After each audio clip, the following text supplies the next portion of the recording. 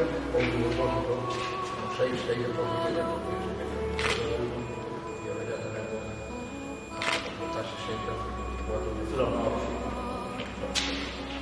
Son los nuevos ya. 6 millones de kilos. Pues yo no queda poco.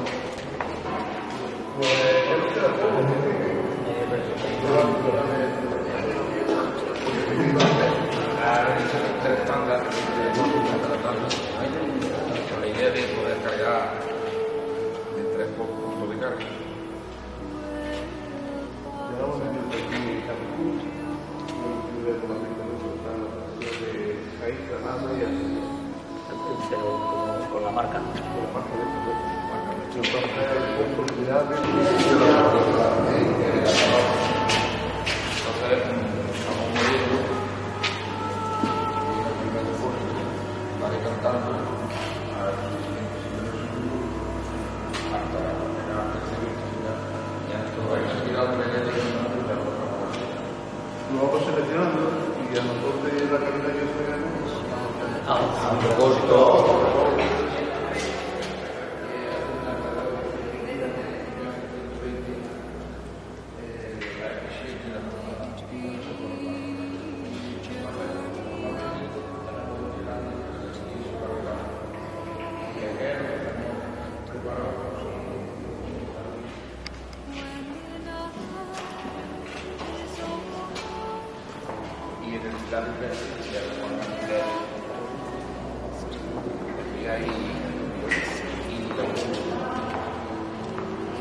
luego ya aquí en el kilómetro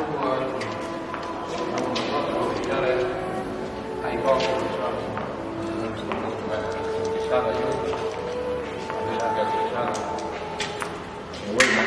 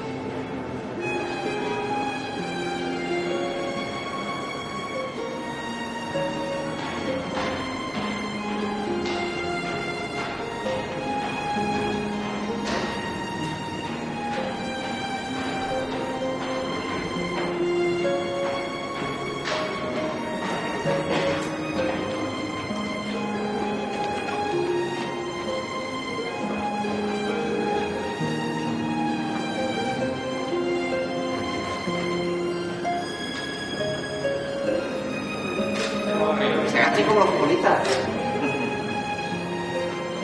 Hombre, ya he llegado. Llega.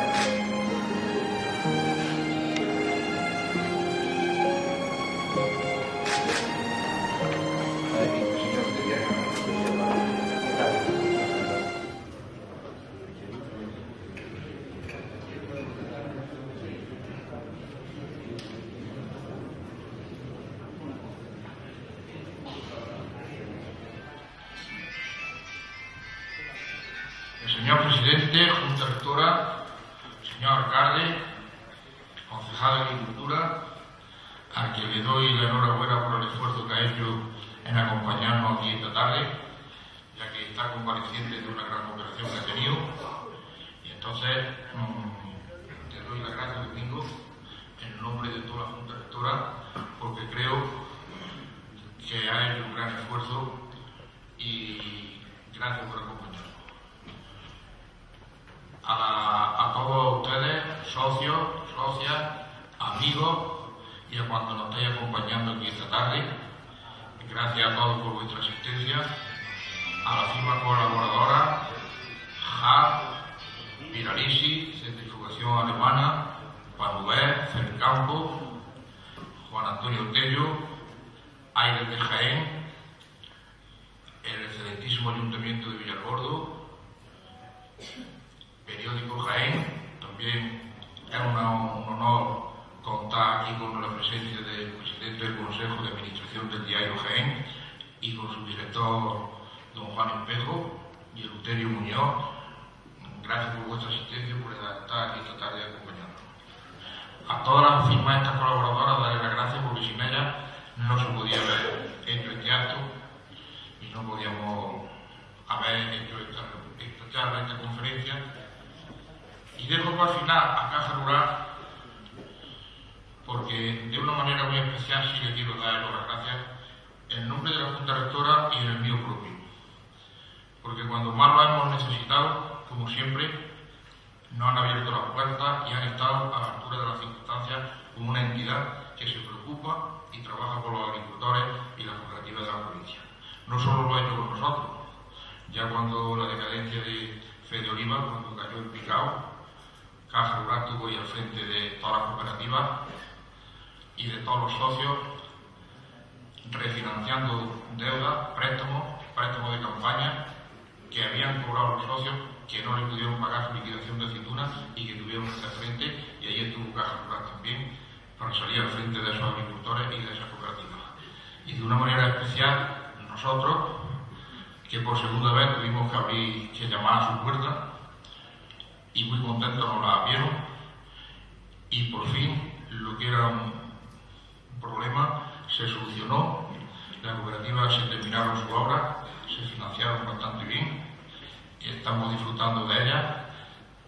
La disfrutamos nosotros, los presentes, la está disfrutando el pueblo entero, la disfrutarán nuestros hijos y por qué no también la disfrutarán nuestros nietos, porque las instalaciones para eso están, con vistas de futuro.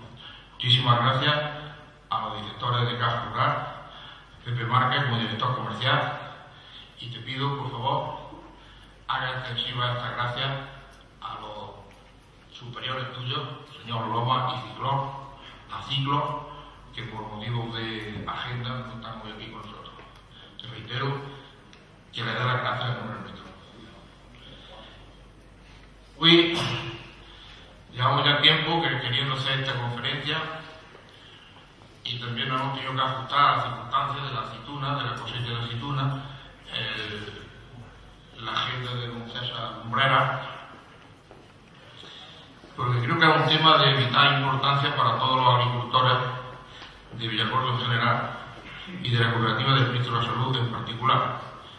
Y es un motivo de satisfacción y de orgullo poder estar aquí hoy acompañado con la presencia de don César Lumbrera, uno de los periodistas que más puesto está en agricultura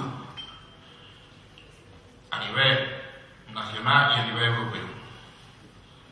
Y creo que nos va a ilustrar bastante la conferencia que nos va a impartir. Y es de vital importancia porque Villargordo, como todos sabéis, solamente vive de la agricultura. El 90% vive de la agricultura, aquí no hay otra empresa, no hay otra industria. Y en el 85% única y exclusivamente vive del olivar.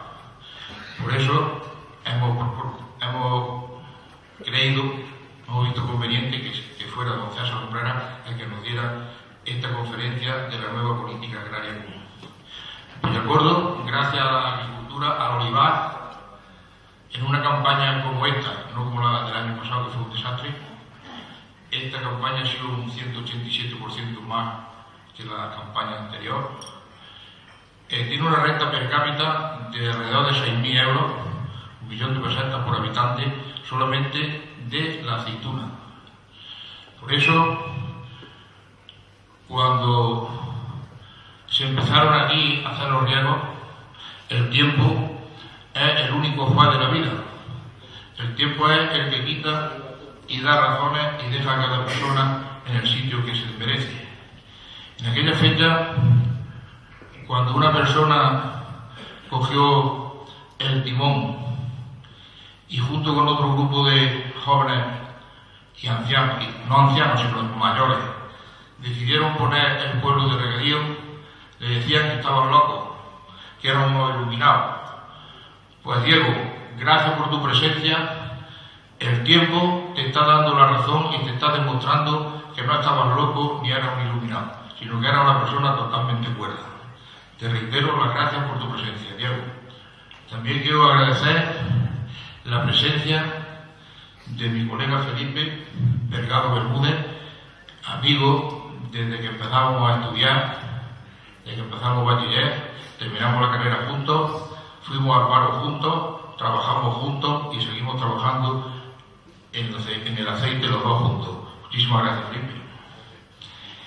No quiero cansaros más y paso la palabra a continuación a don David Santos, director de la COPE en Jaén, para que sea él que nos haga la presentación del ponente de la conferencia y que nos ilustre con su bibliografía.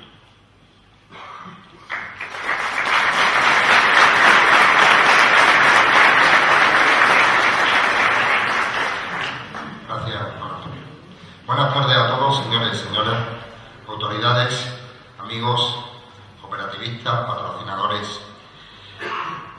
Como bien ha dicho Antonio, soy David Santos, soy el director de la cadena COPE en Jaén. Y ante todo y lo primero quiero agradecer al Consejo Rector de la Sociedad Cooperativa Cristo de la Salud todas las deferencias que han tenido con COPE, tanto conmigo, y sobre todo por el privilegio que me han dado de poder presentar a una persona a la que le tengo devoción, don César Lumbreras Luengo, que nace en Ávila en 1955, licenciado en Ciencias Políticas por la Complutense de Madrid, con las especialidades de Estudios Internacionales y Estudios Iberoamericanos. De profesión, lo sabéis, periodista especializado en información de la Unión Europea en materia agraria.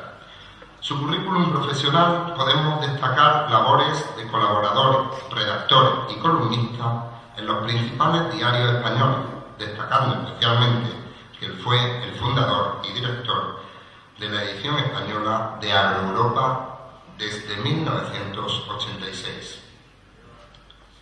Pero hace 30 años que revolucionó la información agraria creando el programa insignia de la radiodifusión española especializado en este sector, Agropopular.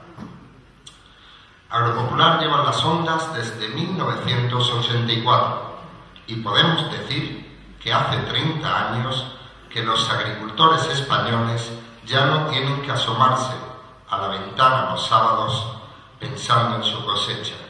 Los sábados por la mañana, desde el tractor, el despacho o la cocina, se enciende el transistor para escuchar a César Lumbrera, que ha conseguido que cada uno de nosotros, agricultores o no, miremos al campo a través de su programa. Es César Lumbreras, con su amplio conocimiento, su especial talento y su desparpajo, quien nos acerca a Europa a través de su sección que todos hemos escuchado con gran interés más de una vez, Crónicas de Bruselas. Crónicas de Bruselas, que nos ofrece siempre la última hora de la política agraria comunitaria. No hay mejor elección para que nos ayude a saber un poco más de lo que nos preocupa mucho. César Lumbreras es sin duda el más refutado conocedor de la política agraria común. Así lo demuestran las más de 200 conferencias sobre este tema para el sector agrario español y la Organización Mundial del Comercio. Con todos ustedes, César Lumbreras Ruiz.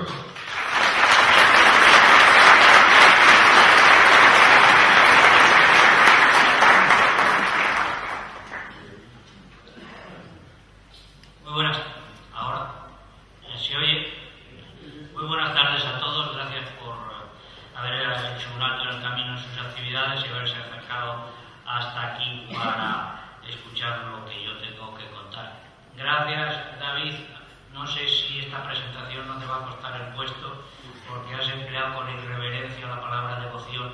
Esa solo está dedicada en la enseñanza de la Santa Madre Iglesia a la Virgen, a los santos, y yo todavía no he llegado a esa categoría de momento, pero todo se andará. No te preocupes, que no lo diré en Madrid para que no te cueste el puesto.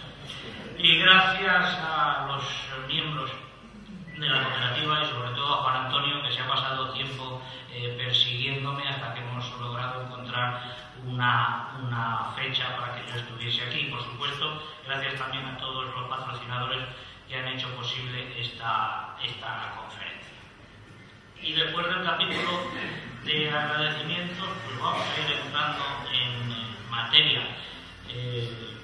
La primera idea que yo quería dejar clara, tengo 10 mandamientos aquí, que también sigo un poco la trayectoria de la casa en la que estamos, David. Lo he resumido en 10 mandamientos. Los 10 mandamientos luego se van a convertir, como si fuesen 10 ideas, luego se van a convertir en bastantes más, pero bueno, de momento empezamos con los 10 mandamientos. El primero, la primera idea que a mí me gustaría dejar clara es que la PAC, el nuevo sistema de ayudas de la PAC, va a entrar en vigor en el año 2015. Y dirán ustedes, bueno, esto ya lo sabíamos.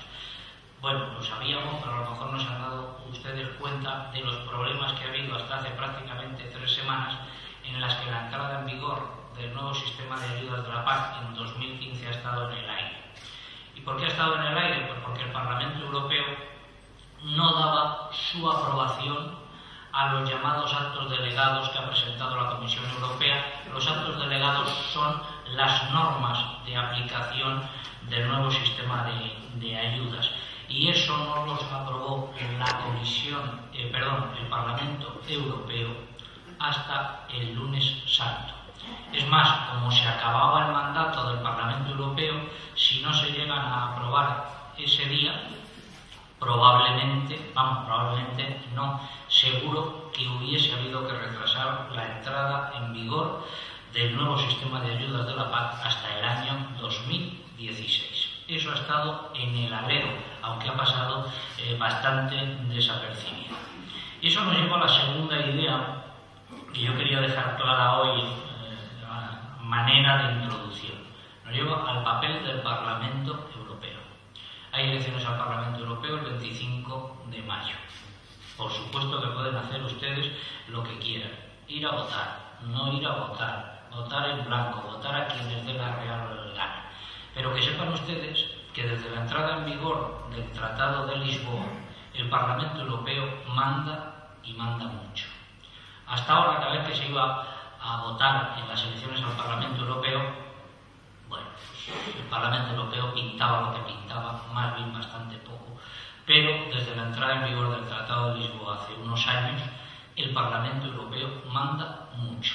Y manda mucho especialmente en temas que les afectan directamente a ustedes. Y voy a poner varios ejemplos. Manda mucho en la política agraria común. El Consejo de Ministros, para que se sitúen en el funcionamiento de los organismos comunitarios, la Comisión Europea es la que presenta las propuestas, el Consejo de Ministros negocia esas propuestas, las discute y llegan a acuerdos entre los ministros. Pues bien, desde la entrada en vigor del Tratado de Lisboa, el acuerdo del Consejo de Ministros no es definitivo. Cuando se produce el acuerdo del Consejo de Ministros y en paralelo a sus negociaciones, tienen que negociar con el Parlamento Europeo. Y el Parlamento Europeo tiene poder de codecisión junto con el Consejo de Ministros. Es decir, que el Parlamento Europeo y el Consejo de Ministros están en el mismo nivel. Y eso sucede para los temas agrícolas, todos los temas agrícolas, sucede para todos los temas presupuestarios, el dinero que hay para financiar las distintas políticas en el periodo 2014-2020, ahí el Parlamento Europeo también está al mismo nivel que el Consejo de Ministros, y si el Parlamento Europeo no da su aprobación, el nuevo marco financiero no se hubiese podido aprobar y no se hubiese podido aplicar. Y hay que negociar entonces con el Parlamento Europeo. Unos piden una cosa, que haya más dinero para la PAC, que haya menos dinero para la PAC, es decir, pero hay que negociar con el Parlamento Europeo. Otros dos ejemplos. El roaming, cuando uno sale fuera, ya son ejemplos más concretos de la vida ciudadana, cuando uno sale fuera del Estado miembro en el que vive y se va a Bélgica y le cobran las telefónicas una tarifa especial mucho más cara. Bueno, pues ahora el Parlamento Europeo ha decidido poner coto a esas tarifas y poner topes a esas tarifas.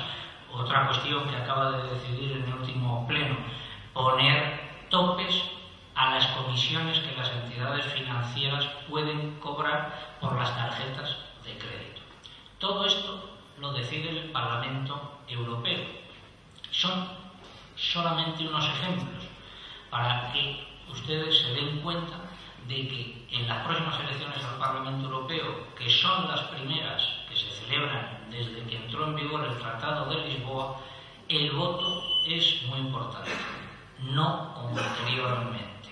Ahora el voto tiene mucha importancia y a partir de aquí, por supuesto, hacen ustedes lo que consideren oportuno. Lamentablemente, desde mi punto de vista, el Parlamento Europeo, que era quien debería haber hecho una campaña institucional, no solo en España, sino en todos los Estados miembros, explicando esto, explicando la importancia que tiene esta institución comunitaria, no lo ha hecho, incomprensiblemente, pero no lo ha hecho. Y los ciudadanos no se han enterado de la gran importancia que tiene en estos momentos el Parlamento Europeo. Y puede que se vaya a votar o que no se vaya a votar, pero sin saber realmente la trascendencia que ese hecho tiene a partir de este momento. Esa era la segunda idea que yo quería dejar de manifiesto. La tercera, las preguntas que se están planteando ustedes ahora mismo, muchas de ellas no tienen respuesta. Es decir, lo que yo llamo las preguntas del qué hay de lo mío. ¿Cuánto dinero voy a recibir en concepto de ayudas directas a partir del año que viene, a partir del año 2005? Esta pregunta todavía no tiene respuesta. ¿Por qué no tiene respuesta? Porque no se ha acabado de desarrollar toda la normativa. El proceso de toma de decisiones en la Unión Europea es muy complicado. Les voy a recordar solo los hechos más importantes que han incidido o van a incidir en la cantidad de dinero que ustedes pueden cobrar en cada una de sus explotaciones a partir de 2015. En primer lugar, los jefes de Estado y de Gobierno, en la cumbre europea que tuvo lugar en febrero de 2013, tuvieron que llegar a la sobre el presupuesto comunitario para todo el periodo 2014-2015. Por primera vez en toda la historia de la Unión Europea, el presupuesto comunitario, debido a la situación de crisis económica, bajó en relación con el periodo anterior. Es decir, que para este periodo, 2014-2020, hay menos dinero para gastar de lo que hubo en el anterior periodo 2007-2013. Primer punto a tener en cuenta.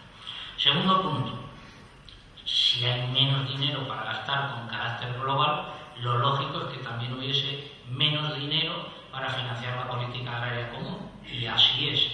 La PAC va a tener o va a contar con menos dinero en el periodo 2014-2020 del que había en el periodo 2007-2013, porque en la Unión Europea se fijan presupuestos para periodos de tiempo de 7 años. Hay menos dinero para la política agraria común.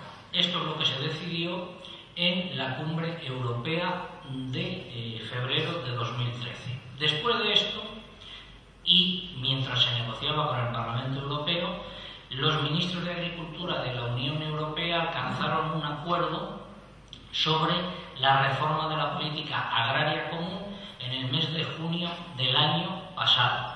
Y ahí es donde se decidió cómo se repartía el dinero que había para financiar la PAC y a qué medidas se iba a destinar. Se llegó a ese acuerdo del Consejo de Ministros, acuerdo que luego ha habido que negociar durante bastantes meses con el Parlamento Europeo. Después de eso, en el mes de julio, se llegó a un acuerdo en España, un primer acuerdo sobre la forma en la que se iba a aplicar la nueva política agraria común en España.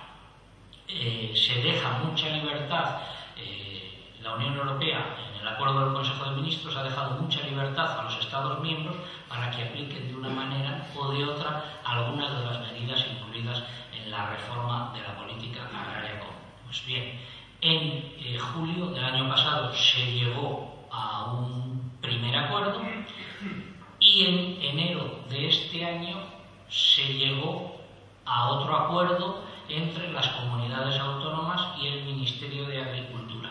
Y ahí es donde, por ejemplo, se ha fijado la definición de agricultor activo. Solamente el que sea agricultor activo tendrá derecho a cobrar las ayudas de la PAC. Pero eso lo veremos luego.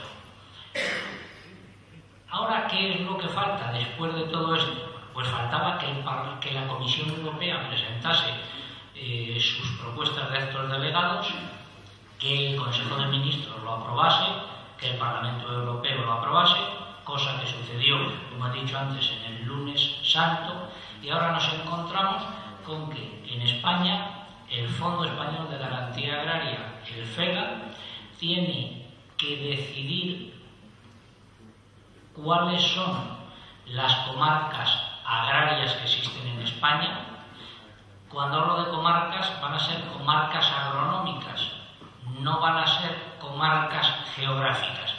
Va a haber alrededor de 22 comarcas agrarias y dependiendo de en qué comarca agraria se esté, se va a cobrar un importe de ayuda o se va a cobrar otro importe de ayuda. Mientras eso no se sepa, no se puede saber, evidentemente, cuánta cantidad de dinero van a recibir cada uno de ustedes en sus explotaciones. Y después de eso, en el otoño, se procederá a la publicación por parte del Ministerio de Agricultura de los reales decretos correspondientes a las ayudas y a la asignación de pagos, del pago de base.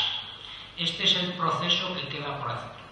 Mientras no reciban ustedes la comunicación en la que se les asignan los derechos de base, no se sabrá la cantidad de dinero que pueden recibir en sus explotaciones en concepto de ayudas.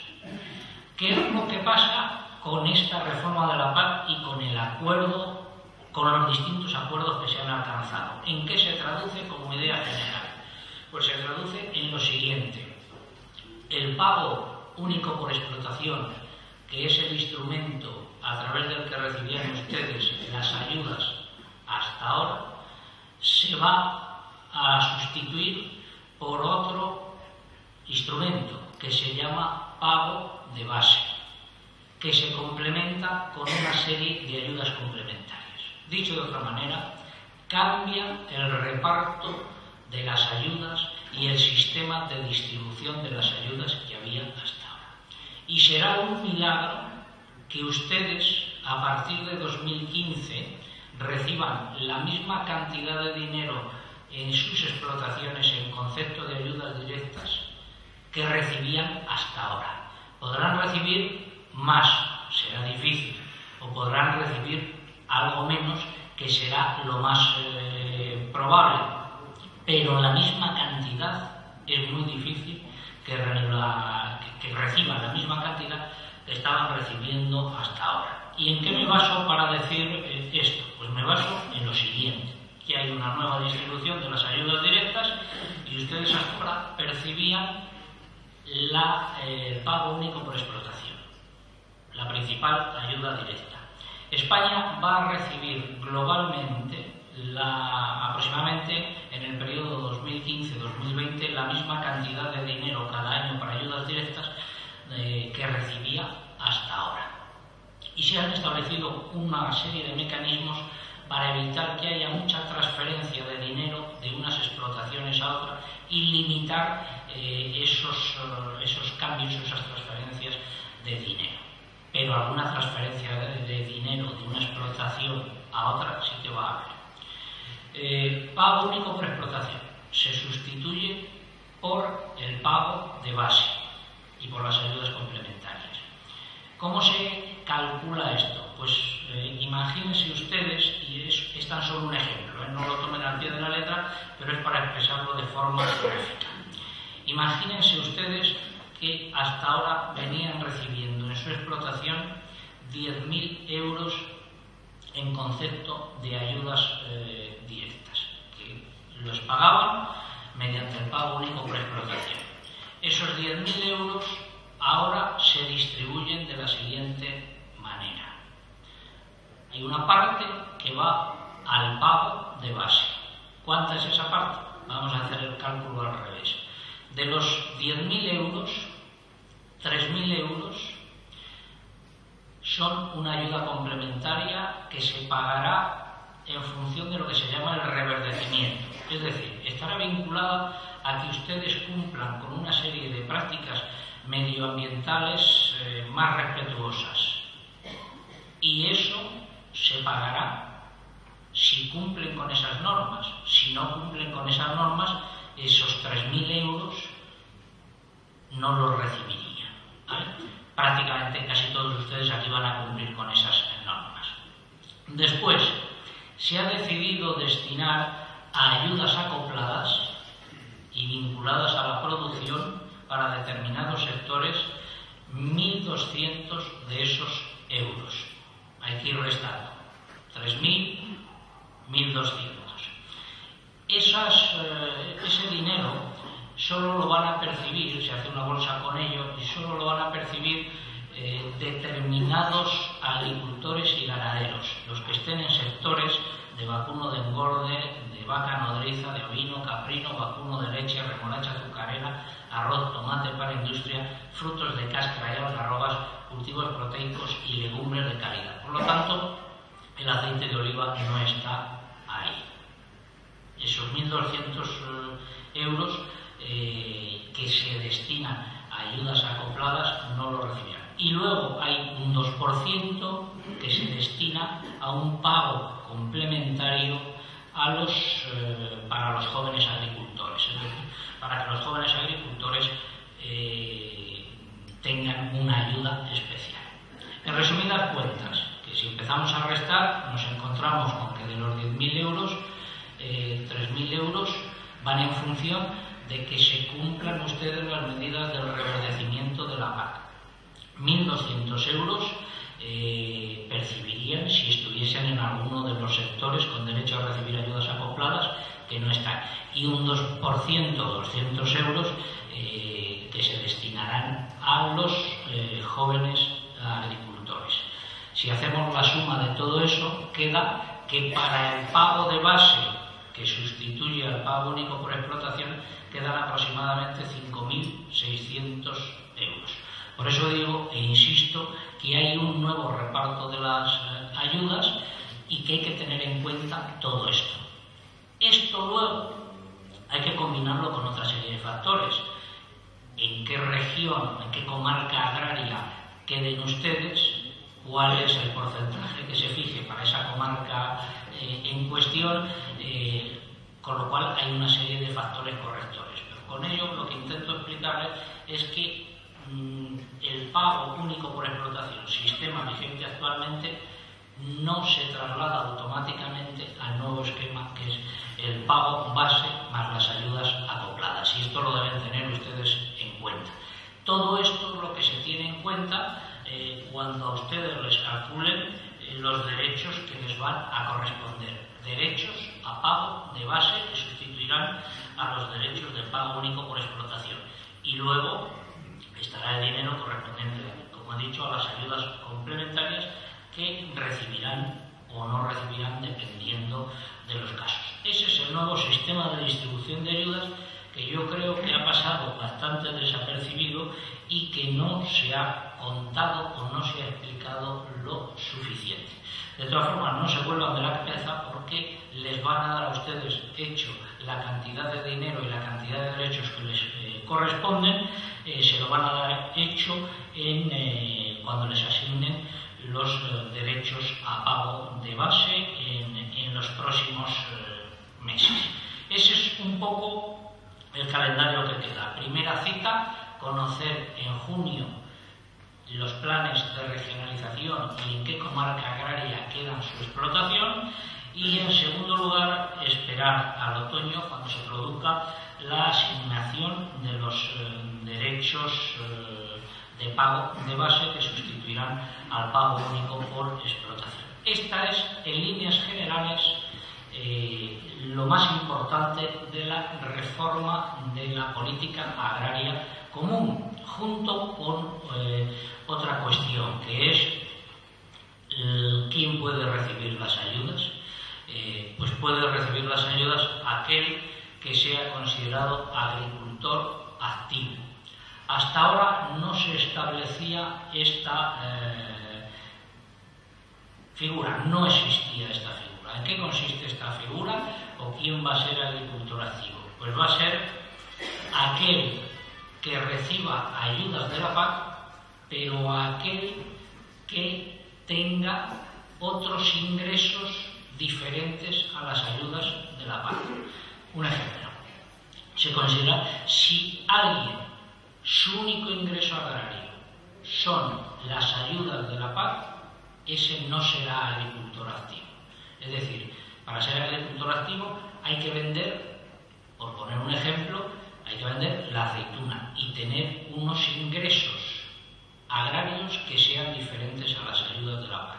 ¿En qué porcentaje? Pues en un porcentaje del 80-20. Es decir, como máximo para ser considerado agricultor activo se podrá recibir en concepto de ayudas directas de la PAC un 80% de los ingresos agrarios totales que se tengan, y habrá que percibir al menos un 20% de los ingresos agrarios totales por otras vías, como he dicho, vendiendo la aceituna. Ese es el porcentaje 80-20, 80 para las ayudas y 20 para ingresos diferentes a las ayudas. Otra cuestión que se plantea: ¿podrán recibir los jubilados ayudas? Sí, si tenían derechos a pago único por explotación, que ahora se transformarán en derechos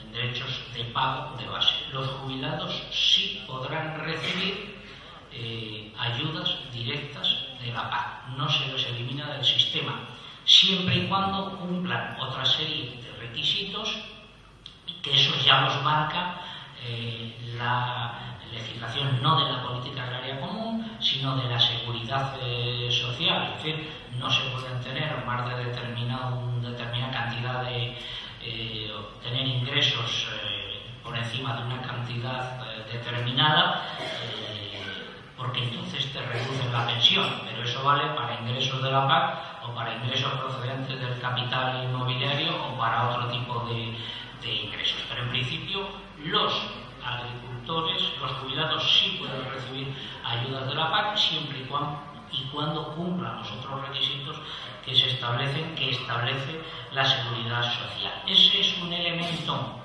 muy importante, la figura de agricultor activo, que hasta ahora no figuraba, no se discriminaba entre agricultores activos y agricultores no activos, y que a partir de esta reforma de la PAC pues se ha logrado introducir eso. ¿Qué puede pasar en próximas reformas de la PAC? Pues yo creo que esos porcentajes se van a ir cambiando y que se va a ir reduciendo el porcentaje de ayudas y va a ir aumentando el porcentaje de los ingresos totales diferentes a las ayudas que va a ser necesario cubrir para ser considerado agricultor activo. Pero eso estamos hablando de largo plazo y ya veremos lo que sucede más adelante. De momento ahora tenemos otra serie de citas más urgentes. Eso es un poco lo que yo quería contar de la reforma de la política agraria común, con carácter general. Luego me preguntan ustedes y entramos en detalles más concretos hasta donde sepamos, porque repito que las preguntas del qué y de lo mío no tienen respuesta todavía. Sí quisiera llamar la atención sobre otro hecho, y es un hecho bastante significativo, novedoso e importante. Como ustedes saben, la PAC, la Política Agraria Común, siempre ha sido, en todas las negociaciones internacionales, ha sido la mala de la película. Se acusaba a la Unión Europea de que ayudaba mucho a sus agricultores y a sus ganaderos y que tenía que reducir esas ayudas, o al menos cambiarlas. Esta es la razón de que existan ayudas no vinculadas a la producción, sino que se pagan por no producir, de alguna manera. Bueno, pues con todas estas reformas que ha ido haciendo la Unión Europea de la política agraria común, la PAC ha dejado de ser cuestionada en las negociaciones internacionales. La PAC ya no es la mala de la película, ni la Unión Europea es la mala de la película cada vez que se va a negociar en el seno de la Organización Mundial de Comercio. Dirán ustedes, esto de la Organización Mundial de Comercio queda muy lejos. Bueno, sepan ustedes que todo el sistema de ayudas vigente actualmente, del pago único por explotación, del pago de base, de las ayudas por superficie no vinculadas a la producción, todas esas ayudas que han estado ustedes percibiendo y todos los cambios que ha habido desde el año 1988 hasta ahora en la política agraria común han venido marcados justamente por las negociaciones en el seno de la Organización Mundial de Comercio y por la necesidad de que la PAC dejase de ser la mala de la película. Aquí la Unión Europea no nos hemos sabido defender bien. Estados Unidos apoya tanto o más a sus agricultores y ganaderos como la Unión Europea, como la PAC, pero sin embargo no ha sido la mala de la película. La mala de la película ha sido siempre la PAC y la Unión Europea. Ahora en Estados Unidos hay una nueva ley agraria, se lo explico muy brevemente. En esa nueva ley agraria se establece un sistema de seguros para apoyar a los agricultores y ganaderos. ¿Cómo se hace eso? Para cada sector se fija una renta de referencia. Si de la venta de sus productos en el mercado, pongamos la leche o pongamos los cereales, no se alcanza esa renta de referencia, los agricultores han tenido que suscribir antes un seguro de renta. Ese seguro de renta está subvencionado y cuando no se alcanza esa renta de referencia fijada para un determinado sector, porque los precios son bajos, porque ha habido una mala cosecha, por distintas razones, entra en funcionamiento el seguro que les paga una cantidad de dinero hasta alcanzar ese nivel de referencia que se ha fijado. Este es el nuevo sistema de apoyo que se ha puesto en marcha en Estados Unidos a partir de este año. Bueno, dicho todo esto, luego entramos en materia con preguntas más concretas, si quieren ustedes. Yo quería referirme también un poco a la actualidad del sector del aceite de oliva y a la historia. Lo que voy a decir a partir de ahora son las consideraciones de un simple seguidor de lo que sucede en el sector agroalimentario español y de lo que sucede en el sector del aceite de oliva. Lo digo y lo hago como un mero observador del mismo, porque quizá algunas de las cosas que voy a decir le puedan sonar raras. El aceite de oliva y el sector del aceite de oliva fue el gran beneficiado por la entrada de España en la Unión Europea. Los precios que había en el sector del aceite de oliva, los precios garantizados que había en España antes de entrar y los que empezó a haber después de entrar, más la ayuda, incrementaron los ingresos de los agricultores que se dedicaban a este sector de manera significativa. Eso es lo que me lleva a decir que ha sido el gran beneficiado globalmente. Puede que algunos agricultores hayan resultado perjudicados, pero eso es lo que me lleva a decir que globalmente el sector del aceite de oliva ha sido el gran beneficiado por la entrada de España en la Unión Europea dentro de los sectores agroalimentarios. Una buena prueba de ello es la evolución de la producción. Hace el año 84, cuando comenzamos el programa, hace 30 años, año 85, año 86, incluso bastantes años después, se consideraba una cosecha histórica o una producción histórica 500.000 toneladas o 600.000 toneladas. 500 o 600.000 toneladas. Hace relativamente poco tiempo esta cifra se consideraba también como una cifra bastante buena. Bueno, pues este año nos vamos a acercar a 1.800.000 toneladas de producción de aceite de oliva. Evidentemente, si no hay rentabilidad en un sector, no se incrementa tanto la producción como se ha incrementado a lo largo de estos últimos, pongamos, 28 años. Se ha triplicado.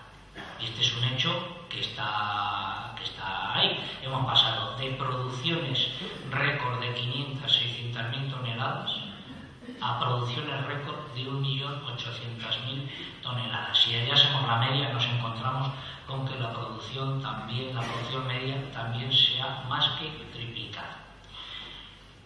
Segunda idea: se produce más, hay que vender más. Y eso hay que hacerlo tanto en el exterior como en el interior. Empezamos por en el interior, el mercado interior de España. Quizá ustedes están en la zona olivarera por excelencia, estén en una burbuja y no sé si se dan cuenta de lo que sucede fuera de aquí. Pero en el mercado interior español hay todavía mucho por hacer para aumentar el consumo de aceite de oliva. Yo me atrevo a decir que el aceite de oliva es un gran desconocido en la mayor parte de España y que los consumidores no sabemos, me incluyo, aunque yo tengo un poco más de conocimiento, pero no sabemos de aceite de oliva. Yo les animo a que incluso en Andalucía a gente que no esté vinculada al sector agroalimentario les pregunten ustedes por los diferentes tipos de aceite de oliva que hay y si consumen habitualmente aceite de oliva o utilizan otro tipo de grasas.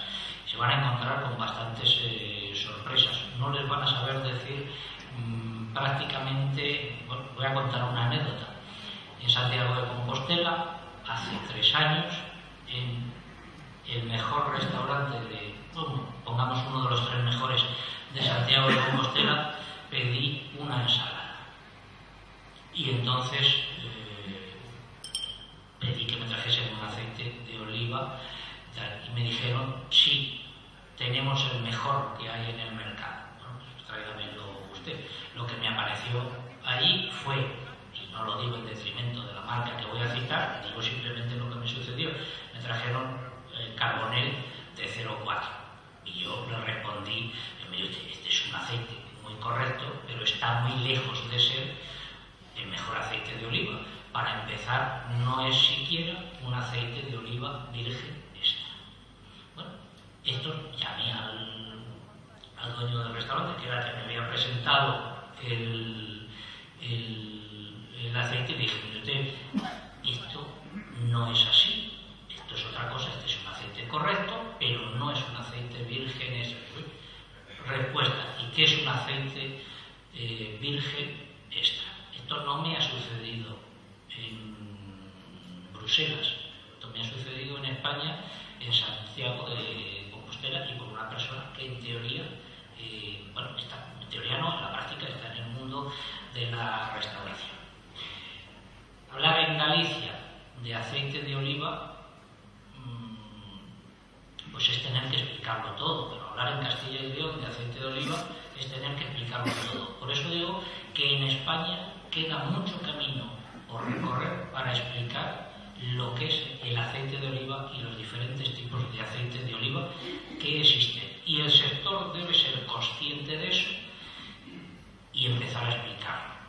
Y luego, cada uno en función de sus disponibilidades económicas podrá comprar o no comprar un aceite de oliva virgen extra, o preferirá un refinado, preferirá cualquier otro, pero por lo menos que se sepa cuáles son los aceites de oliva que hay en España. En el exterior también hay mucho por hacer.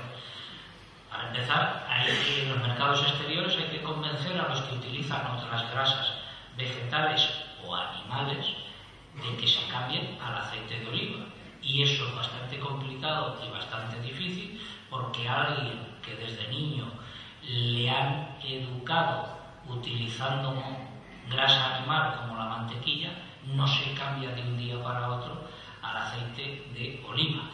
O alguien al que han educado utilizando aceite de palma o aceite de girasol o aceite de soja, no se cambia de un día para otro al aceite de oliva. Pero también hay que actuar allí porque es donde tenemos el mayor potencial de crecimiento a la vista del incremento de la producción que se ha registrado.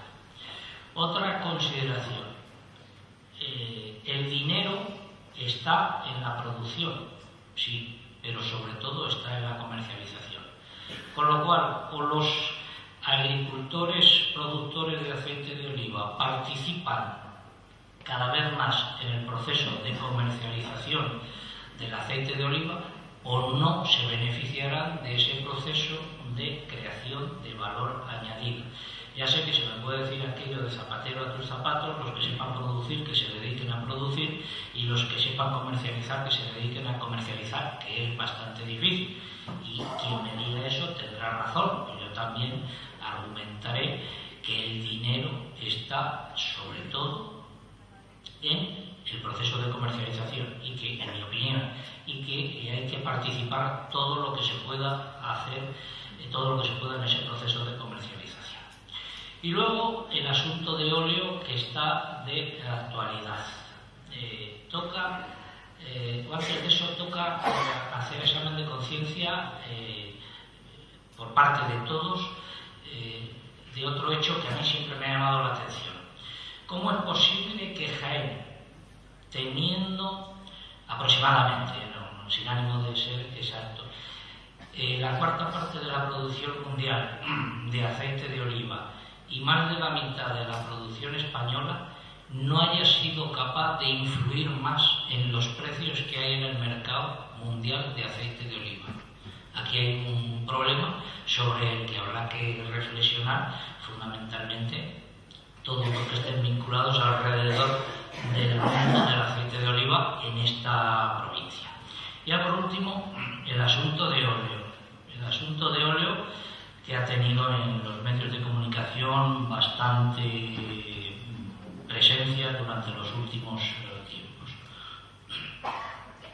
Al final es bastante sencillo el diagnóstico. Otra cosa completamente distinta es que eso tenga solución, o que unos quieran una solución, otros quieran otra solución. Pero aquí el problema está, si es que hay un problema, en que unos grupos españoles venden las acciones que tenían en esta empresa, que es la líder mundial en ventas de aceite de oliva envasado por las distintas marcas que tiene.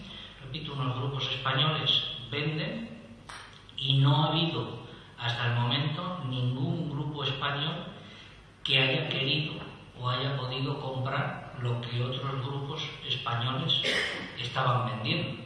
Y ha llegado un fondo de inversión internacional, CVC, y se ha hecho, o se va a hacer, con la mayoría del capital de óleo. Pero antes de eso, quien vendía eran grupos españoles, y no ha habido ningún grupo español que haya querido o haya podido comprar lo que otros grupos españoles estaban vendiendo. Y luego se podrá hablar de si la SEPI puede entrar o debe entrar o tenía que haber entrado, sobre si es un sector estratégico o no es un sector estratégico, todo lo que ustedes quieran, pero la realidad y el hecho de base es que unos españoles han vendido y ningún grupo español lo ha querido o ha podido comprar lo que otros españoles estaban vendiendo en el sector del aceite de oliva. Estas son las reflexiones que yo quería comentar en relación con el mundo del aceite de oliva.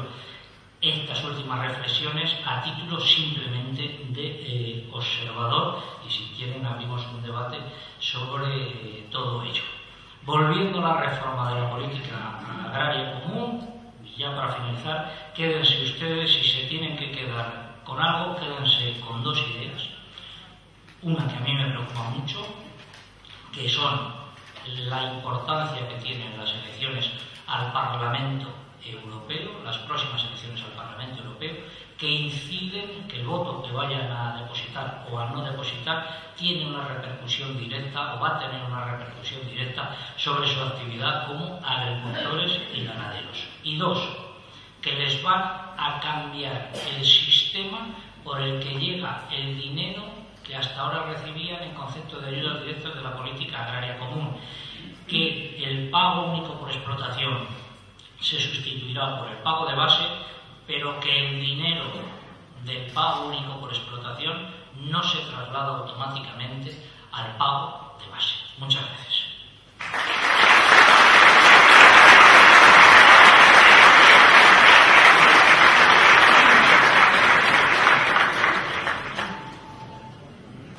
Si alguien quiere hacer alguna pregunta, Juan, coge el micro. No tiene por qué ser preguntas, comentarios, consideraciones, contarme cómo va el tiempo aquí, la cosecha, en fin.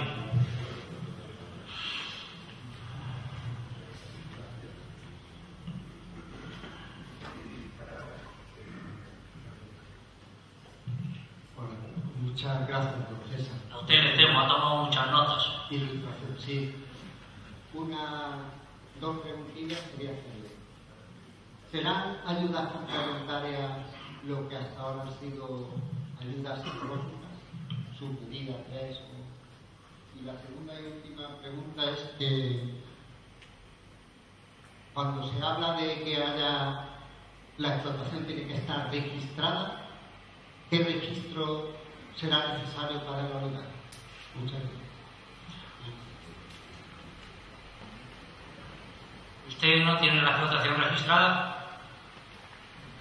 Porque ahora ya hay obligatoriedad de que todas las explotaciones estén registradas, de que existe un registro general de explotaciones. No la tengo registrada. Pues se tiene.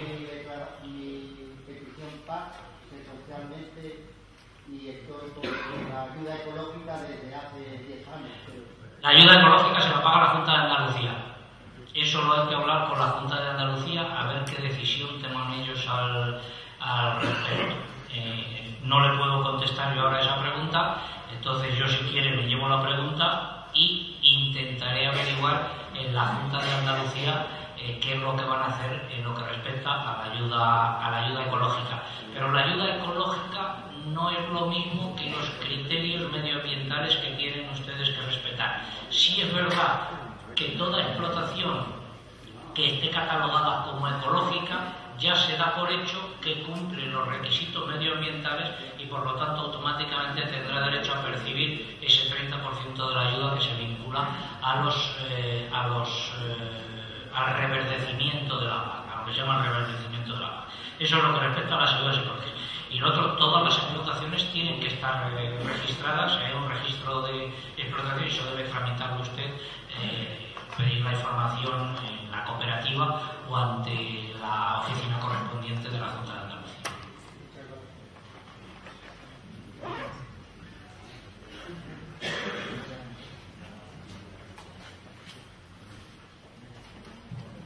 Buenas tardes, César. Soy Agustín Moral, soy diputado provincial del Partido Popular y a mí se me ha dicho desde mi partido que el mercado tradicional cumple per se esas condiciones que hablado de Abastecimiento. ¿Es así? Sí.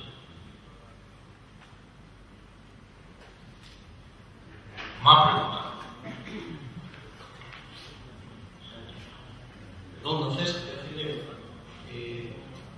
siempre el olivar venecido, el tipo de olivar vencido en el anterior periodo alguna vez ha formado parte de la ayuda por campo social.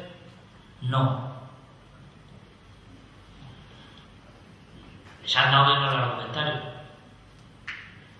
No, digo que como sé que hay esa polémica con la Junta de Andalucía en relación que quería que el olivar tradicional, la Junta de Andalucía, se hubiese incluido dentro de las ayudas acopladas, y la polémica política que ha habido al respecto aquí, porque el gobierno de la Junta de Andalucía acusaba al gobierno central de no haber querido incluir el olivar tradicional. No ha estado en las ayudas acopladas, no estaba antes.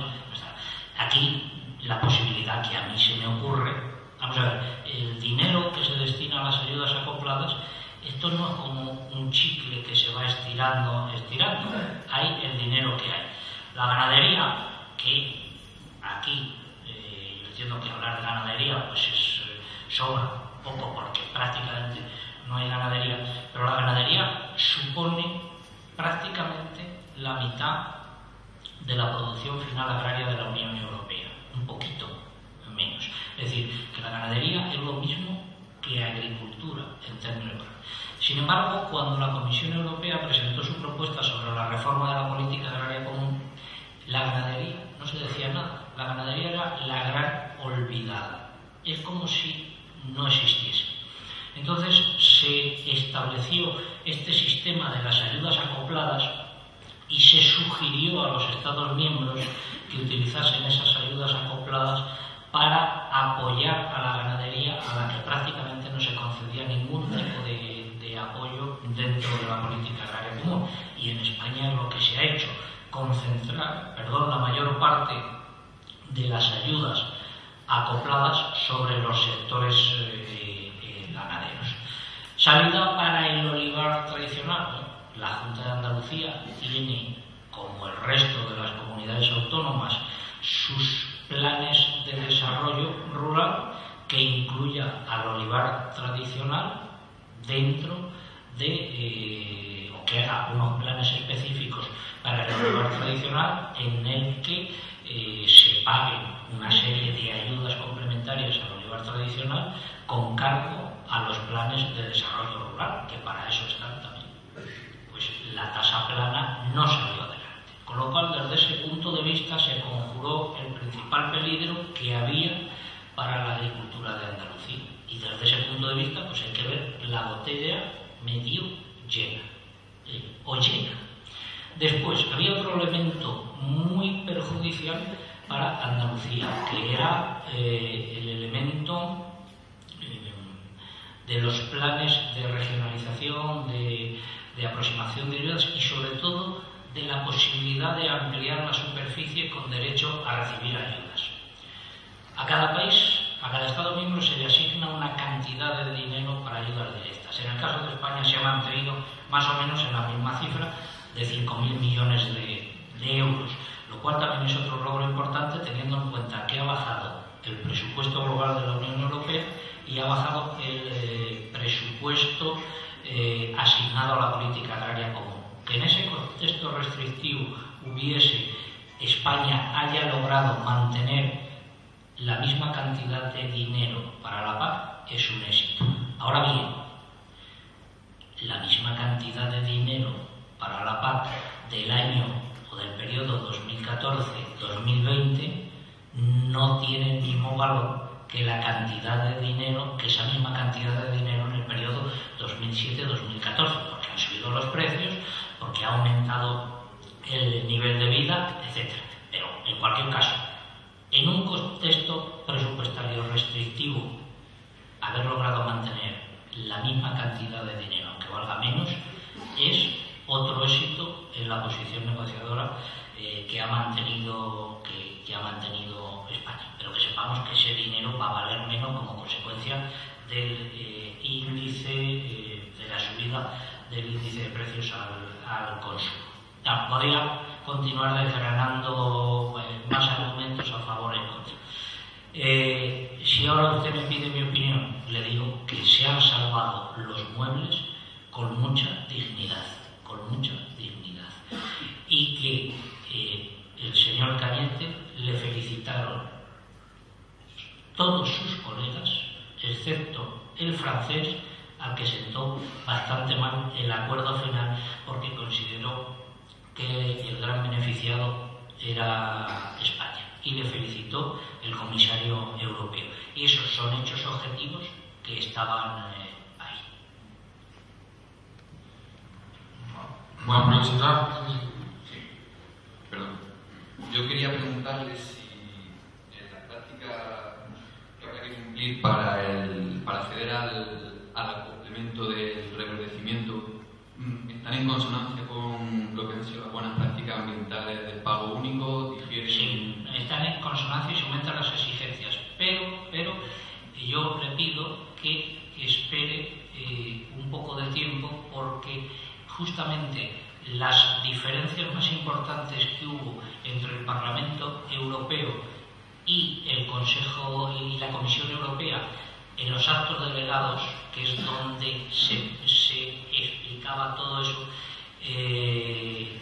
los cambios que se introdujeron, las mayores diferencias eran justamente en los temas medioambientales, por lo cual el Parlamento Europeo ha obligado a la Comisión Europea a cambiar parte de las propuestas que había hecho, y todavía no sabemos el resultado final de esos cambios, que están ya, pero los tienen que volver a redactar. Entonces, para todo lo que sean cuestiones medioambientales, esperemos unos meses o unas semanas para tener los textos legales y ver cómo queda todo. Gracias. Buenas tardes, profesor. Más que una pregunta, un poco la expresión o un consejo que le diría. La mayor parte de nosotros, normalmente, soy un pequeño agricultor, dueño de una barca tradicional, que tengo una dependencia total de la subvención para que me aporte cierta rentabilidad. En esta charla salgo con ese tema de luz de decir, no lo quiero todo, pero tengo ese casi 60% y el otro 30% condicionado a decisiones más de tipo político. No. Al respecto de... Al reparto de esa... No, el 30%, a lo mejor me he expresado mal, el 30% está condicionado única y exclusivamente al respeto de las prácticas medioambientales que se establezcan. Pero mi reflexión de una pregunta sería la siguiente. Si en estos próximos años se sigue produciendo un incremento de la producción y empezamos a tener unos ciertos excedentes que hasta ahora no hemos tenido, ¿qué posición podemos esperar por parte de la comunidad de cara a futuras PAC? Si dependemos tanto de la subvención, ¿qué nos aconsejaría a los propietarios de lugar tradicional donde sin subvención creo que veríamos a ver si nos tendríamos que regalarlo a los linderos a la gente de la ayuda al 100% de eso? ¿Qué consejo nos daría? Si hay alguna posibilidad de darnos a un ánimo o desanimarnos, o decir, oiga, que conviertan, oiga, alguien. De momento quedan 7 años. Y voy a intentar responderle con un ejemplo. Si a mí hace 2 años, un poquito más, cuando la Comisión Europea presenta su propuesta sobre esta reforma de la PAC, me dicen que vamos a tener el resultado que estamos comentando hoy, yo no me lo hubiese creído. ¿Por qué? Por 2 razones fundamentales. Primera razón, que no la he comentado, pero hay que tenerla en cuenta: la PAC tiene dentro de la Unión Europea muchos enemigos, que piden simple, lisa y llanamente que desaparezca la PAC y que el dinero que actualmente se destina a la PAC se destine a otra serie de políticas. Esos países son fundamentales: Reino Unido, es Holanda, es Dinamarca, es Suecia, son fundamentalmente los que plantean esta tesis. Cada vez se va sumando más partidarios a esta tesis. Ha habido realmente un momento en el que ha estado en peligro el dinero de la PAC. en estas negociaciones, dentro de las negociaciones que han desarrollado los jefes de Estado y de Gobierno, no de los ministros de Agricultura. Los ministros de Agricultura lo único que han hecho ha sido repartir el dinero que les habían dado. Pero es verdad que ha habido un momento en el que ha estado en peligro el dinero de la PAC, en grave peligro, porque había una situación de crisis económica, porque había una serie de países que decían que ese dinero se quitase a la PAC o se redujese mucho y se utilizase para hacer políticas de crecimiento que permitiesen la salida de la crisis cuanto antes. Hay otro frente que es España, Francia, Italia, Portugal, pero bueno, por citar solo los más importantes, firmes partidarios de mantener la política agraria común. Son los que reciben más dinero de la PAC y por lo tanto es lógico que así sea. Y luego está Alemania. Alemania ha estado basculando a un lado y a otro entre las dos posiciones, porque Alemania fundamentalmente lo que quería era aportar menos. Y si para aportar menos había que liquidar la PAC, pues se la liquidaba la PAC. Pero dentro del propio gobierno alemán había división de opiniones, porque Alemania es el tercer país más beneficiado por la PAC y en algunos años el segundo. Se disputan Alemania y España el ser los segundos más beneficiados por la PAC.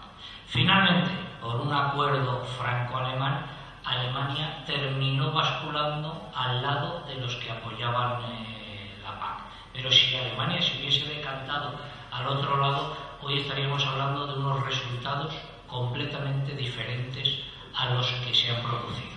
¿Por qué explico todo esto? Como introducción o como cuestión previa a lo que usted ha planteado. De momento tenemos la PAC bastante garantizada hasta el año 2020. ¿Qué es lo que va a pasar a partir del año 2020? Pues yo preveo que se van a recrudecer los ataques de estos países para reducir más el dinero destinado a financiar la PAC.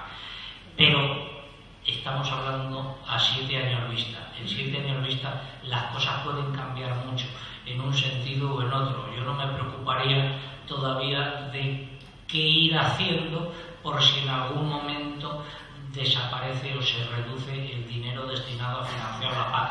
Yo me daría un plazo de 3 años ahora para disfrutar de lo que hay y a partir del año 2017, más bien de 2018, entonces empezaría a ver por dónde pueden ir los tiros.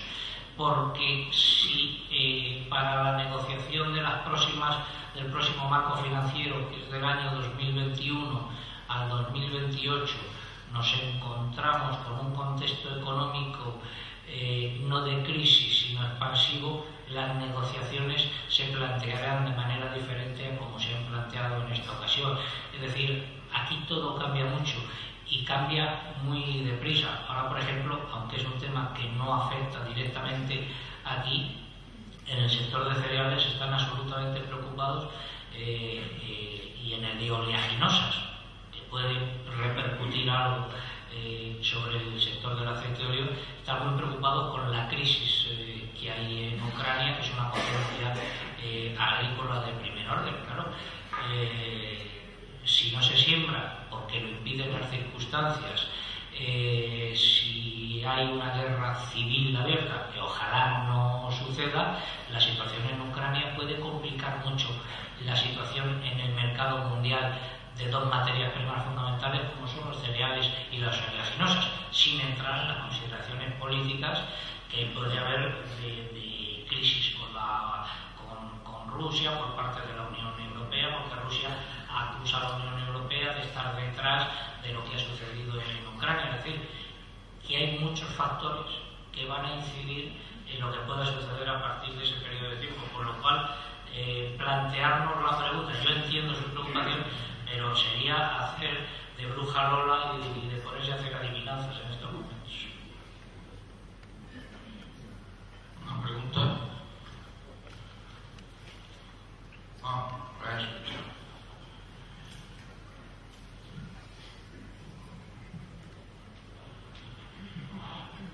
Bueno, yo solamente decirle que agradecerle en nombre de nuestro pueblo y de la cooperativa la posibilidad que nos da de poder hacer frente a una persona como usted, que está muy centrada en este tema. Yo la conclusión que salgo de la exposición que me estoy haciendo, de la distribución del dinero, es que creo que los agricultores van a perder dinero, así con toda seguridad.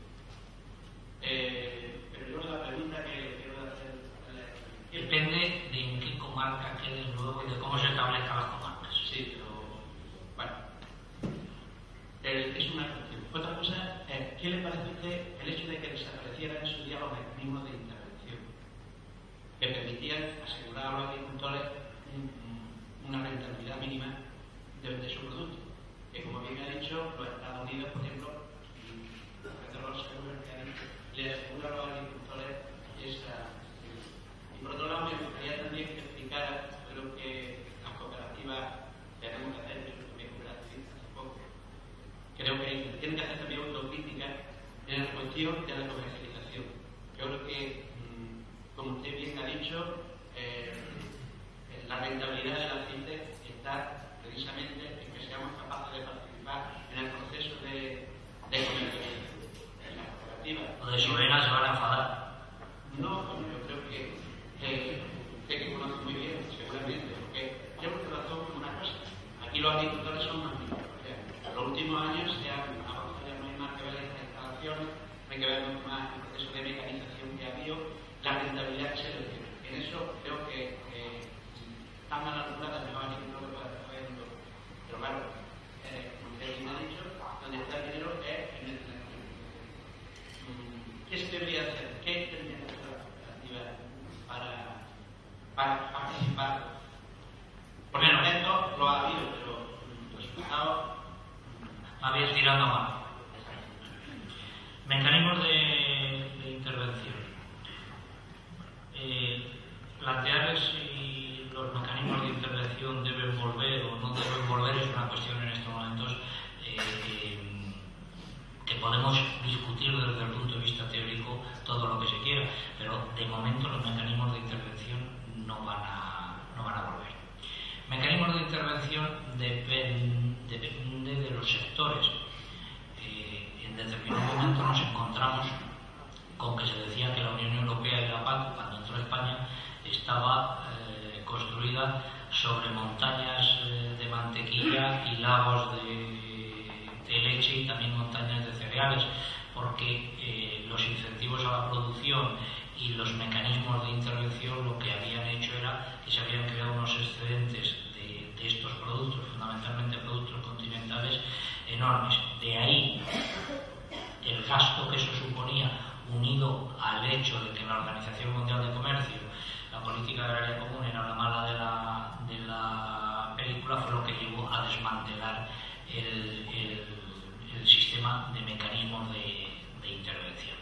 Yo ahora no soy tanto partidario de los mecanismos de intervención, es decir, de que se compre aceite de oliva, por poner un ejemplo, cuando los precios bajen.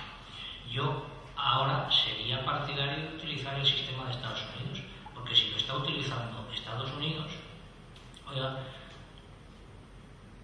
la Organización Mundial de Comercio, que es la que nos ha venido imponiendo los cambios en la política agraria común, eso de momento no le ha planteado problema. Sigamos ese sistema. Y ese sistema consiste en que se fija para el sector del olivar una renta de referencia. Si esa renta de referencia no se alcanza, entra en vigor el sistema de mecanismo de seguros, no entendiendo como el sistema de mecanismo de seguros agrarios que es vigente ahora mismo en España, sino el modelo americano, que está subvencionado por la Administración Federal, y aquí que se subvencione en la Unión Europea la contratación de ese seguro de renta, y al final tienes unos ingresos garantizados que no van a llegar por la vía de los mecanismos de intervención, sino que van a llegar por la vía de los seguros de renta, mecanismos de intervención que podrían chocar con la normativa de la Organización Mundial de Comercio. Por lo cual yo, más que ir por la vía de los precios de intervención y de la vuelta a los mecanismos de intervención, algo que en estos momentos está descartado, iría por esta otra vía, si es que hay que ir en esa dirección.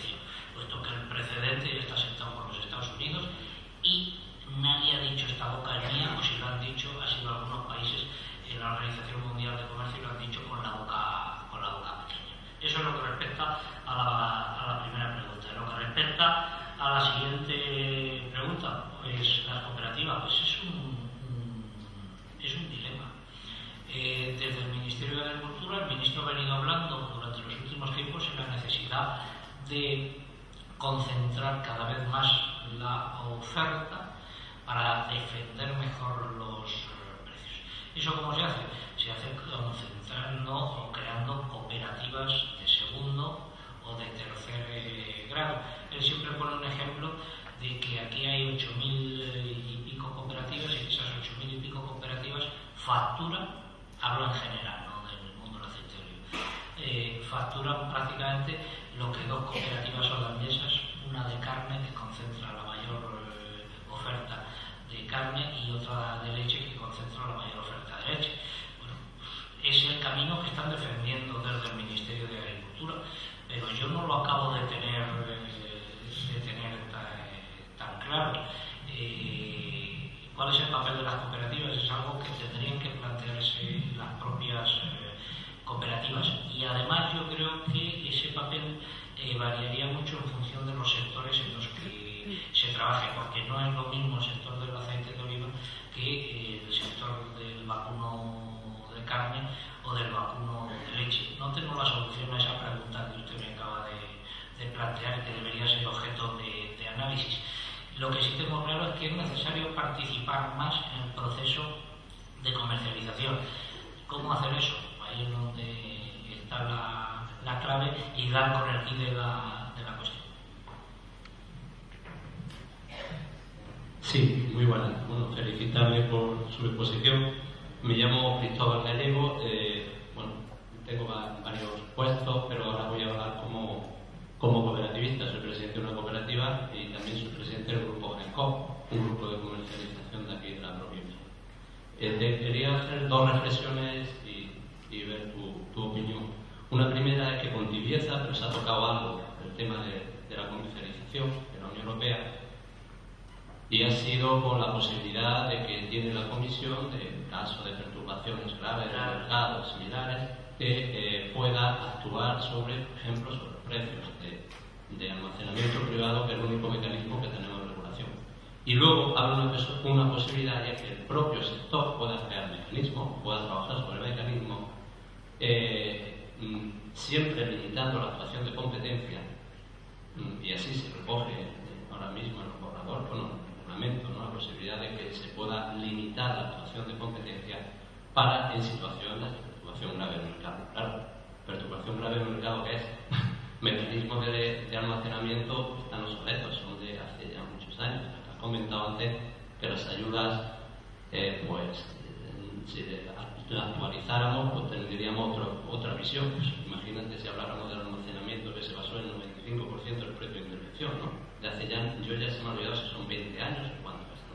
Entonces, ahí sí sería interesante que se pudiera trabajar. De hecho, nosotros soy también responsable sectorial de FAECA y estamos pidiendo ya a nuestra administración la posibilidad de que ya se trabaje en esa línea, ya pensando ya en el nuevo reglamento, ¿no? Por un poco por lo que ha dicho Juan Antonio Tello, es decir, entendemos que es muy importante el mercado, es muy importante, las ayudas las tenemos, Dios quiera que dure mucho, pero sabemos que en cualquier momento con esas presiones que dices pueden acabarse, y el mercado es muy importante. Entonces, quiero comunicarte o decir que ya desde el sector y en el seno interprofesional ahora hemos vuelto a intentar retomar la posibilidad de mecanismos de regulación interna. No la queremos llamar mecanismo de regulación por las connotaciones que puede tener a nivel comunitario, pero estamos trabajando. ¿Comunitario o de competencia? O de competencia, pero estamos trabajando porque tenemos un sector que, como bien has dicho, este año es capaz de producir 1.800.000 toneladas, pero no sabemos lo que va a producir el año que viene. Y que estamos viendo que una mala cosecha en España, como el año pasado, resulta que el aceite casi ha faltado a nivel mundial, ¿no? Lo que pasa es que hemos tenido una campaña super récord en España. Entonces, esa es una reflexión que yo te hago ahí. Y luego la segunda reflexión es, ¿qué podemos hacer las cooperativas? Las cooperativas son sus socios. ¿Qué pueden hacer sus socios? Y yo llevo una lucha importante por tener pulmón en nuestro grupo cooperativo y bueno, sí, no somos nada. Ya este año vamos a comercializar 64 millones de kilos de aceite. Yo creo que son bastantes, ¿no? Pero no somos nada. Y es muy difícil. Pero es que a veces en el seno de nuestras cooperativas de base hablan algunos agricultores de poder decidir ellos cuándo van a vender. Que ellos digan. Eso sería por multiplicar por 1000, por 2000, por 3000, no sé por cuánto, la posibilidad de personas que salen o de operadores que salen al mercado. Entonces, yo es por romper un lanzo a favor de la cooperativa. Yo creo que las cooperativas están haciendo una gran labor, pueden hacer mucho más. Estamos luchando mucho por lo que es aglutinar la oferta, pero creo que depende mucho también de nuestros socios. Los socios son los que tienen que dar también el paso adelante, apoyar su consejo o seguir a su consejo, pedir a su consejo, y es un trabajo de todos. Porque siempre yo veo que se domina la cooperativa y me siento a veces como diciendo, somos los que vamos a tener que salvar el mundo, ¿no? Pero creo que es un trabajo de todos, ¿no? Hace falta herramientas y luego decisión por parte nuestra. Y es muy fácil pensar, ¿qué puede ocurrir en que puede representar el 40-45% de la producción a nivel mundial o nacional? ¿Qué puede hacer? Pues hay que concentrar la oferta, porque aquí no acompaña, como bien ha dicho Sobena, pues son Sobena y los 4 o 5 más. No hay mucho más. Y en cambio nosotros somos 1700 y si nuestros socios dicen de vender, pues somos 10.000, 15.000.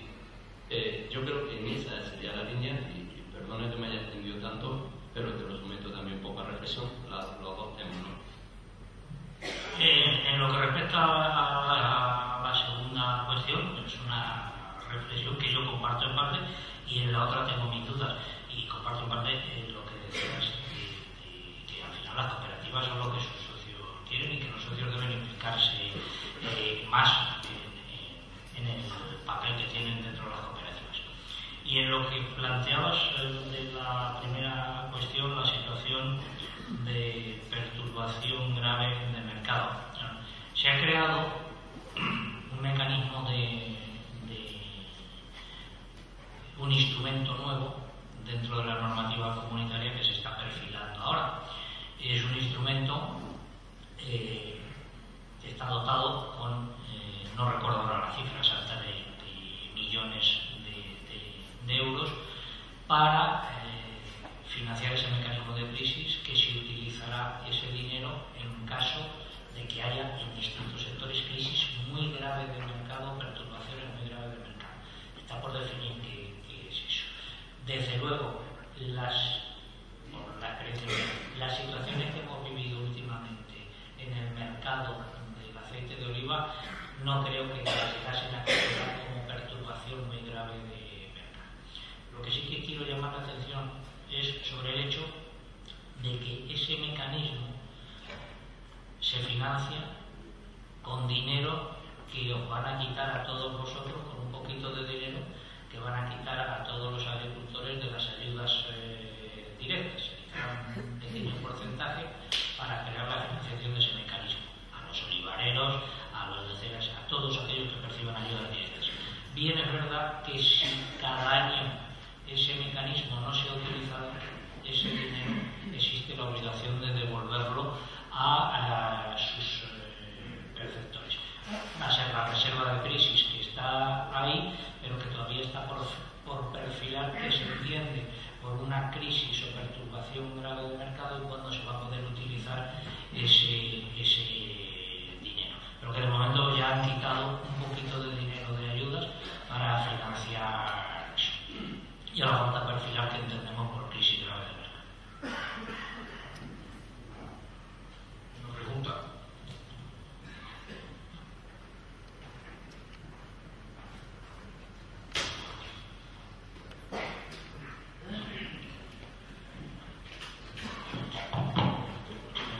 ¿Alguno quiere hacer una pregunta más?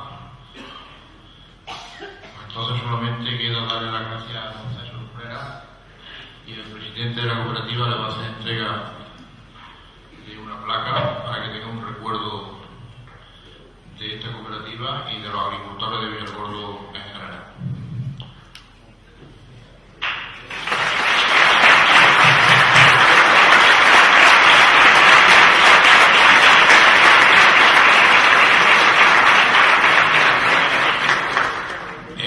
También me acaba de decir don David Santos que en octubre posiblemente hagamos el programa de Agropopular en directo en este salón. Bueno, pues... Y no ha contado conmigo para eso. Me acabo de enterar ahora. Bueno, pues ya tengo fechas disponibles. Ya está enterado y yo creo que ya lo ha aceptado. Y entre el jefe de la cooperativa y el... Yo creo que ya está enterado y ya lo da por hecho. Bueno, pues para terminar este acto, la Junta Rectora y yo hemos querido que termine, como no podía ser de otra manera, haciendo un gran homenaje al que creemos nosotros, particularmente yo, ha sido el mejor maestro de Almazara que ha tenido esta cooperativa en los últimos 50 años. Por su honradez, su honestidad y su responsabilidad en el trabajo. No ha sido un maestro que ha utilizado el cargo por el mero hecho de utilizarlo, ha sido un compañero, ha sido incapaz, y me consta, de mandarle a nadie a hacer nada porque ya antes lo había hecho él. Era incapaz de que nadie subiera a ver las torbas de aceituna en los meses de frío, en los meses de enero, cuando no estaban cubiertas, incapaz de que alguien subiera allí, porque ya bajaba el de veras. Cuando teníamos el relé de los lujos, allí nadie se subía a arreglar el relé, bajaba él de arreglarlo y entonces decía que había una avería, pero nunca lo decía antes para que nadie pudiera subir. Me acuerdo de la anécdota de Antonio, el Jordano, que todo el pueblo lo conoce, que se incomodó con él porque decía que él era el oficial y que era el maestro que le pertenecía subir allí a la torba, era a él como oficial. Miguel en aquella época tenía 30 y tantos años y todo el mundo lo conoce en este pueblo. Era incapaz de que un hombre ya con 50 años subiera a la torba pudiéndolo hacer. El no obligarle a nadie a hacer cosas fuera de lo normal le ha llevado a grandes accidentes de trabajo, porque como digo, antes de mandar lo hacía. Eso le llevó a grandes accidentes de trabajo, incluso casi un milagro fue que de un pozuelo de aceite de unos 60 metros cuadrados llenos de aceite se cayó apretando los tornillos de una bomba, se cayó dentro y salió ileso salió para echarlo a la freidora, pero no le pasó absolutamente nada. Lo conozco personalmente y en los 30 y tantos años que se ha tirado en la cooperativa no ha demostrado nada más que compañerismo, amigos por todos los lados, y aparte de maestro de Almazara ha sido un gran pedagogo, porque se ha preocupado en los 3 años últimos de adoctrinar y de enseñar al nuevo maestro que hoy tenemos. Y todavía viene por aquí, charla con él, le comenta cosas, se preocupa de ir a visitar la bodega, de ir a visitar los aplanadores, de catar el aceite y de compartir opiniones con él. Todavía le sigue enseñando. Se ha jubilado, pero para la directiva de esta cooperativa y para mí personalmente no está jubilado. Contamos con él siempre y de hecho, cada vez que vamos a algún lado, el primero que llamamos es a Miguel. Y por su honradez, su honestidad, como he dicho, y su responsabilidad en el trabajo, creo que hoy era el día indicado de hacer este gran homenaje, porque yo ya lo tenía pensado. Las circunstancias, Miguel, sabes que no son las más adecuadas. La ausencia de tu esposa por su enfermedad, pero la vida es así. Yo hoy personalmente acabo de llegar de Madrid y me he dejado allí mi hermano en la UBI metido, y también me hubiera gustado que hubiera estado aquí, pero como esto era ya un programa que teníamos planteado, pues hay que hacerlo, y va a ser don César Lumbrana luego el que te va a hacer también entrega a ti de una placa para que tenga un buen recuerdo de esta cooperativa y de los socios de esta cooperativa.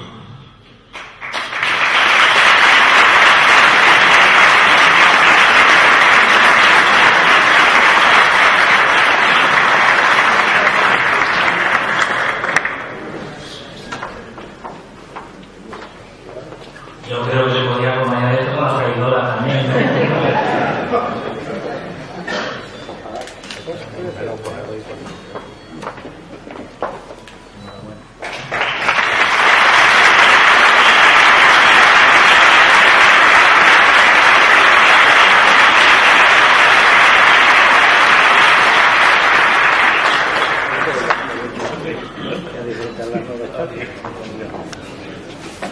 A mí me hubiera gustado personalmente hacer entrega de un ramo de flores a su esposa, porque los lazos de amistad que nos unen, compañeros de trabajo, y lo digo con toda la sinceridad del mundo y con toda la honestidad, me hubiera gustado. Ella está ausente porque está ingresada en el hospital, pero yo personalmente sí quiero que su hija Juani suba aquí, porque yo le voy a hacer entrega de un ramo de flores para que ella le dé traslado a su madre. Lo hago por el corazón y lo más sincero que...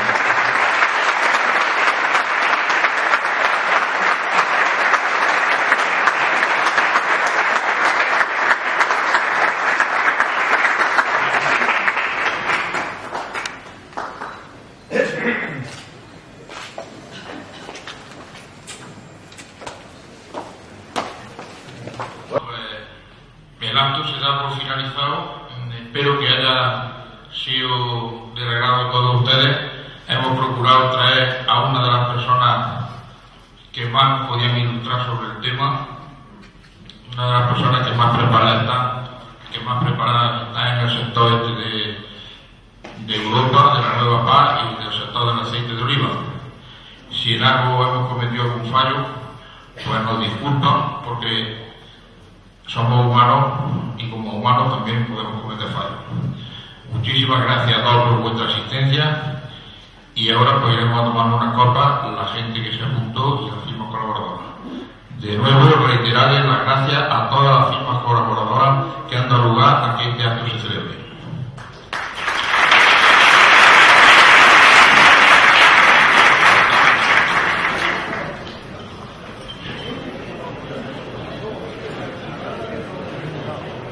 En dos lados, qué barbaridad, ya no queremos perder.